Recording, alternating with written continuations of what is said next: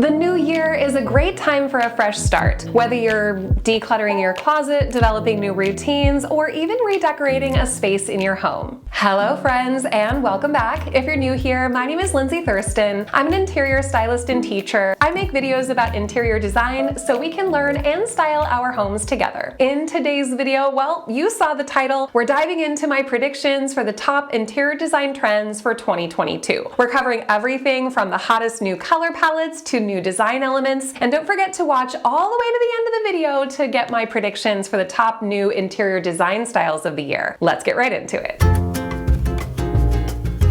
2022 is going to be full of bold and unexpected color choices, and I am so just excited to see something besides white and beige and gray. It's so invigorating to see people trying wildly new things. First, of course, Kirsten Dunst's kitchen. She's got these sort of berry flavored.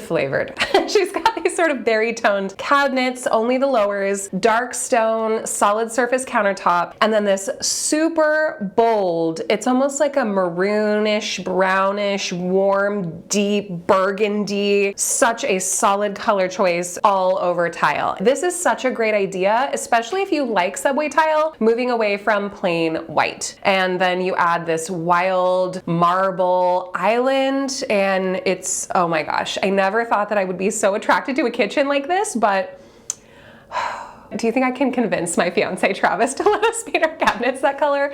Let me know down in the comments. If you like more of a calming, casual vibe, Martha Hunt's bedroom color combination is so inspiring. She's got this sort of sagey green lime wash on the walls, a beautiful warm sand velvet upholstery on her platform bed frame, and then these beautiful wooden nightstands, which honestly remind me so much of my beloved plant stand behind me with a sort of swirly design on the legs. If you're more in the return to traditional grand millennial style, Victoria Cairo's house in Berkshire, Massachusetts is so inspiring. She uses a lot of really bold wallpapers, really interesting color combinations. I mean, look at this living room with the tufted Chesterfield sofa in sort of a bluish, tealish color, and then she's layered in this floral wallpaper with yellows, blues, and greens, and then you've got these red throw pillows. I mean, this is a lot of color, but it really does balance well between these deep jewel tones and then lighter background colors in print. Getting out of that sort of homogeneous zone of Pinterest and Target and all these places that we tend to go for convenience, looking at designers like this, I mean, wow, think about how you might get inspired. Now that we've gone over some of my favorite unexpected color combinations, it's time to consult the all-important colors of the year. I don't know how seriously you take the colors of the year, but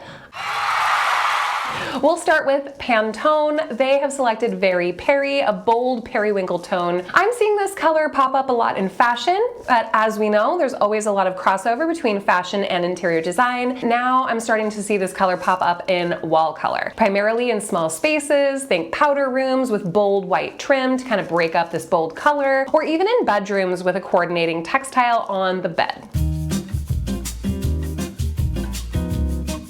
Now, I don't know if Benjamin Moore and Sherwin-Williams people get together and, chit-chat about the color they're selecting. Benjamin Moore selected this color October Mist, and then Sherwin-Williams selected almost the exact same color, Evergreen Fog. To be fair, Evergreen Fog is a little darker and a little bluer toned, and October Mist is slightly lighter and slightly more yellow toned, but you can tell this is definitely a trending color, this sort of sagey, calming green zone. One thing I keep seeing repeating over and over and over, and honestly is repeating from last year, landscape palettes. This year I'm seeing the trend go a little bit deeper. Instead of just staying in that warm neutrals, beiges zone, a lot more designers are leaning heavily into a little bit deeper olive greens and plums and Bordeauxs. I even uncovered Jeremiah Brent's personal favorite color for the new year, Dusty Blue, which I personally felt very validated by, that our personal home palette has to do with some warm neutrals, black and white, and then this dusty denim blue color, which is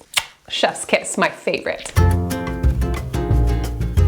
The first one is big, bold prints. This isn't necessarily anything new. We've been seeing big, bold printed wallpaper for some time now. I was immediately reminded of Cara Delevingne's home with that Gucci wallpaper. We're seeing a lot of flora and fauna related designs. Anything with birds and animals and plants and flowers is super hot right now. We're also seeing a lot of designers gravitating towards bolder prints in textiles. Think Alicia Keys and Swizz Beatz home, their lounge space with that big, huge sectional sofa and that wild, bold print. Lenny Kravitz just recently did a collaboration with Crate & Bear and CB2, and wow, these pieces are so exciting. If you're into the vintage trend, antique tapestries are a great way to bring in huge, bold prints.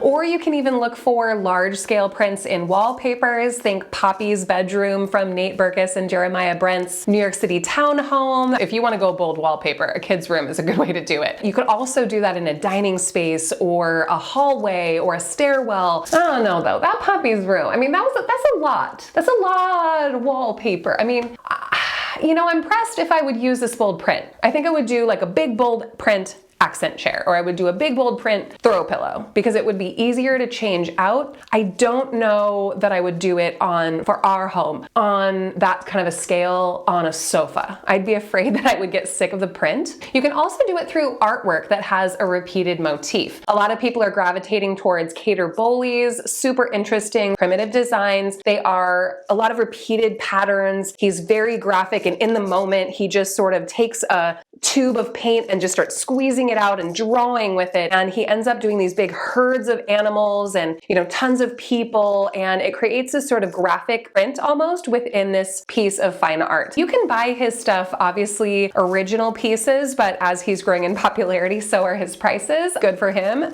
Or a lot of retailers like Horchow and Crate & Barrel are selling reproductions of his pieces. I'm even seeing bold prints popping up in Roman shades. This is definitely a traditional grand millennial sort of a trend that's coming back. Matching textiles from accent pillows and Roman shades and even lampshades to give that sort of cohesion across a room. That's kind of preppy. People are just kind of loving that lately. For me, it's a lot of repeat. For me, it's a lot of the same print, but Sarah Richardson might approve of this one. Let me know down below, would you do it? Would you go for it? I want to know. The next big design element I'm seeing all over is geometric grids. We really saw this rise last year in a lot of area rugs, art pieces, tile, a timeless design that's been around forever. It's got sort of that 80s postmodern feeling in some iterations, but Athena Calderon of I Swoon fame recently did a rug collaboration collection with Benny Rug Collection. They're a Moroccan rug company. They do fabulous, beautiful handmade pieces. Don't cheap out if you love this style. This is a place to splurge. Find something handmade. There's tons of options on Etsy's, Moroccan rug sellers, hand knotted, beautiful pieces. They are definitely going to run you a little bit of money, especially if you're going for that forever level quality, but this is the time. Save your money and get something that's beautiful and unique and could last the test of time.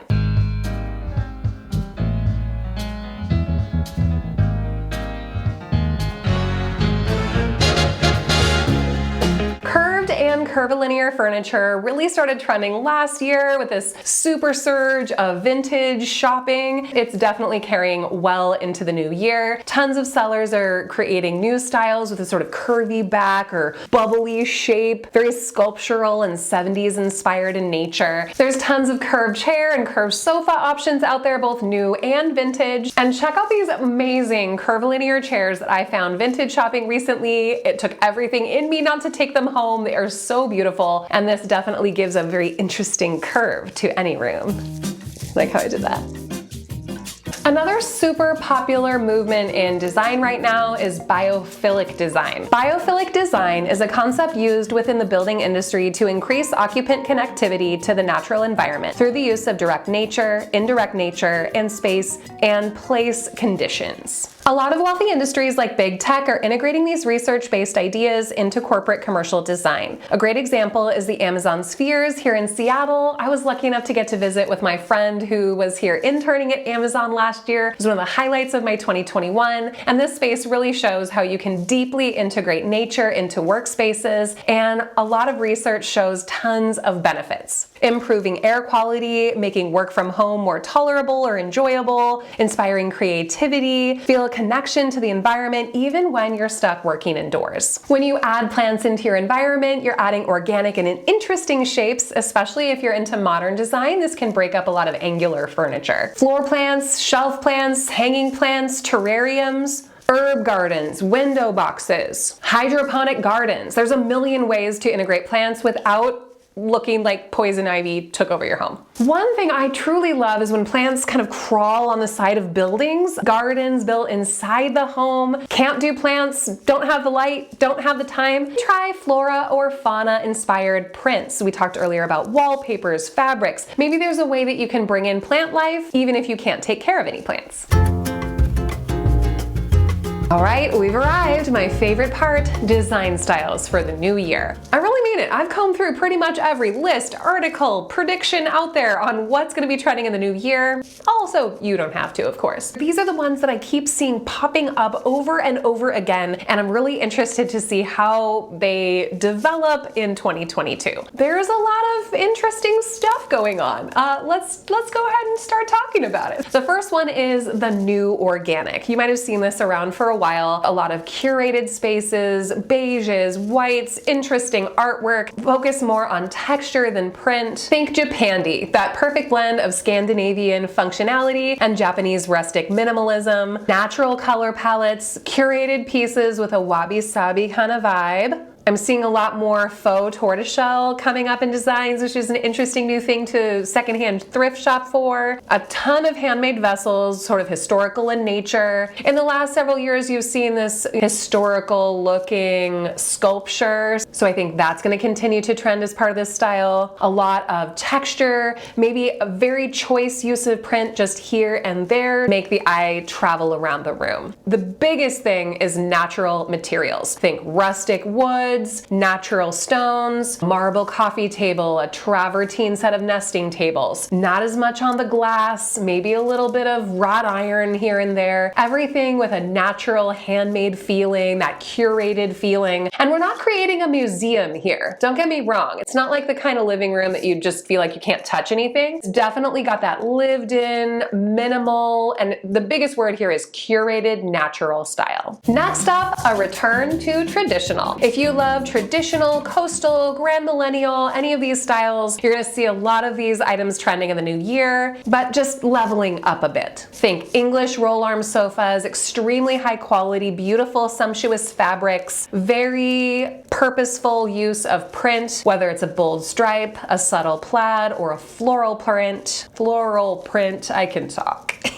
This is a great place to use bold print wallpaper. Think back again, Victoria Cairo's amazing home with all that wild wallpaper everywhere. Queen Anne style furniture is definitely trending again, so something you can start looking for thrift shopping or antiquing. Feel free to get creative with your Queen Anne furniture though, refinish it, do something new and interesting. All right, I know a lot of you are gonna be really excited about this one. I'm excited to tell you. Maximalism. Now I know we've been talking about boho, and actually in my last year's video, 2021, trends that need to go, I said boho, and I've been on kind of a mission to kind of kick the boho out of this house. However, for all of you who are over the minimalist trend that's been going on for quite a while, maximalism is definitely back in a big way. Maximalism and boho aren't exactly the same thing. Think boho, but elevated. Boho, but make it luxe. Think grand millennial cottagecore mashup. A lot of people think maximalism is easy because you're just kind of buying whatever you think and you like it and you throw it all together and it looks great. High impact, beautiful maximalist style rooms are very carefully curated and planned. Try going all neutral, textural, and organic for a bright, fresh vibe. Layer deep hues and worn patterns for a more mysterious vibe. High quality, handmade materials only, and neutral, textural, natural, historical, rustic, lived-in, worldly, secondhand, beautiful antiques and vintage finds are the cornerstone of this maximalist vibe for 2022. Finally, one that I've actually had a few requests to discuss on this channel recently, and one that I'm kind of trying out a little bit in our home: monochromatic decorating. Monochromatic is the use of a single color to really highlight an area of your home, or a whole space. Now, I personally like restrained monochromatic decorating. The entire home one color, not for me. But an entire area of a room one color, that can be really exciting to the eye and unexpected. Add texture through mixed materials in similar shades, and add layers while maintaining simplicity. Keep the focus off textiles and on more important elements like statement art pieces or architectural elements. Make a small space feel larger. It kind of goes back to that old advice: if you wear a monochromatic outfit, you'll look taller. The same is true for a room. If you envelop an entire room, walls, ceiling, all millwork, trim, woodwork, all in one color, the entire room feels a bit more expansive. Monochromatic decorating can hide imperfections. If you're a renter and you can't change something about your space, this is a very exciting idea. I'm really intrigued by this style. My best advice is to focus on one color family and then think about adding one contrasting color. That gives you a range and balance in your space that, it's just exciting and invigorating. Even if a style isn't for me, I really love to learn about styles. I like to see what's out there, what creative brains are thinking of in the world of design. There are very few completely new ideas. Most things in design or any really creative field are somehow recycled for something that came before it. It's been modified, you've been inspired by something, you add your own unique spin to it, it becomes your own. I mean, gosh, if you watch any singing competition show, that's like the #1 advice, is to pick a great song and then make it your own. And I feel like the same advice is true in interior design. If you look at everything that's out there, expand your mind, just have fun learning about things you like, things you don't like, figure out kind of where in all of that stuff and all that messaging and all this information out there and all these people like me making these videos every year that's telling you here's what's new, what's trending. I think it's important to remember, trends are not to be feared. Trends are not to be worried or concerned about. They're just interesting pieces of creativity. There's always going to be new homeowners, there's always going to be people moving into new apartments, and there's always going to be young people growing up and wanting a different style from their parents. So it's only natural for trends to come along and things to change and design styles to change. I mean, even the time that, from when I first moved out on my own into my first apartment to now, my design style has dramatically grown and changed. And I think the reason for that is because I've done so much research, I've had so much fun with the process, and that's really spurred me to do a lot of toying around with things and playing and experimenting and trying new things, and that's the only way to find your style. Whether you can define it or not, it's really about tapping into what's unique about you, what you respond to, and what makes you feel the way you want to feel when you go home. I mean, some of the things on this list I really like, and some of the things I don't know. I mean, I'm not... Yeah, but that's for another video. As always, these are my opinions, so don't forget to share yours in the comments down below. If you like this video, make sure to hit that thumbs up and subscribe for more interior design videos every single week. In the meantime, check out these videos over here, and I'll see you in the next one. Bye, my friends.